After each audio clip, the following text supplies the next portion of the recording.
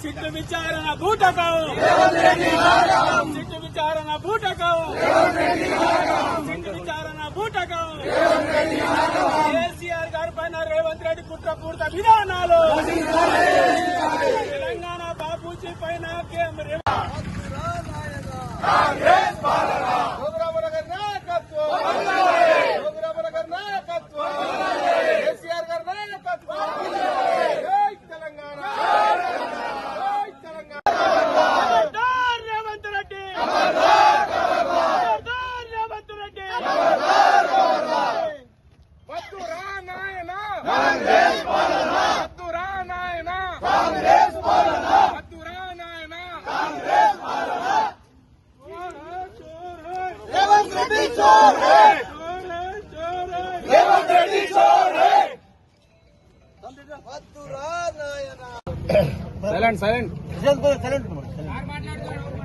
Press మిత్రులందరికీ పేరు పేరున నమస్కారాలు. ఇవాళ రేవంత్ రెడ్డి గారు చేస్తున్నటువంటి ఎన్నికలో వచ్చినప్పుడే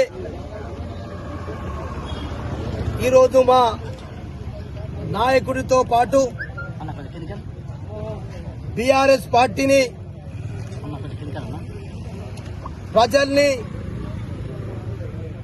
బీఆర్ఎస్ పై చేస్తున్నటువంటి కుట్రలను ఈరోజు తెలంగాణ ప్రజలతో పాటు బీఆర్ఎస్ పార్టీ పూర్తిగా వ్యతిరేకిస్తున్నాం, దాన్ని తీవ్రంగా ఖండిస్తున్నాం. రేవంత్ రెడ్డి గారిని ఒకటి అడుగుతున్నాం, నీకు ఎన్నికలు వస్తేనే మా నాయకుల పైన అప్పుడు కాళేశ్వరం, ఈ కార్ రేసు, ఇలా ఫోన్ ట్యాపింగ్లు నీకు జ్ఞాపకం వచ్చేటి ఎన్నికలప్పుడేనా?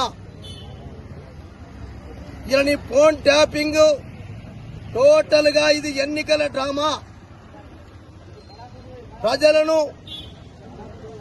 ప్రజల యొక్క ఆలోచన విధానాలను డైవర్షన్ రాజకీయాలు చేయడానికే, ప్రజలను తప్పుతో పట్టించడానికే, ప్రజలలో అనుమానం రేకెత్తించడానికే ఒక ప్రతిపక్ష పార్టీని రాజకీయంగా ఎదుర్కోలేక ఇలా అధికారం ఉన్నదని చెప్పి ఇలా సిట్ వేసి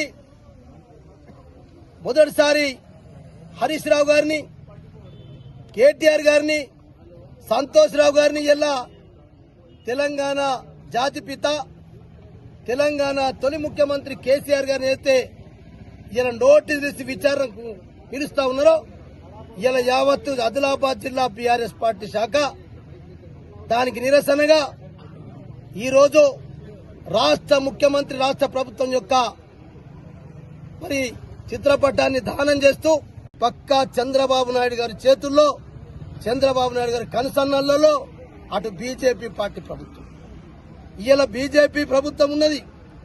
కానీ ఇవాళ ఎన్నో కుంభకోణాలు చేస్తా ఉన్నాం. ఆ కుంభకోణాలలో మరి మీకు కనబడ్డది, నైనీ బ్లాక్ టెండర్ రద్దు చేసిన విషయం తెలుసు. ఒక నైనీ బ్లాక్ టెండర్లో అవినీతి జరగలేదు, మొత్తం టెండర్లలో అవినీతి జరిగిందని చెప్పి మా పార్టీ మరి ఇలా సిబిఐకి అప్పగించమని చెప్పి డిమాండ్ చేస్తే ఇలా కేంద్రం కూడా కిషన్ రెడ్డి స్వయంగా మంత్రి, ఇలా కిషన్ రెడ్డి గారు మాట్లాడు, బండి సంజయ్ మాట్లాడు.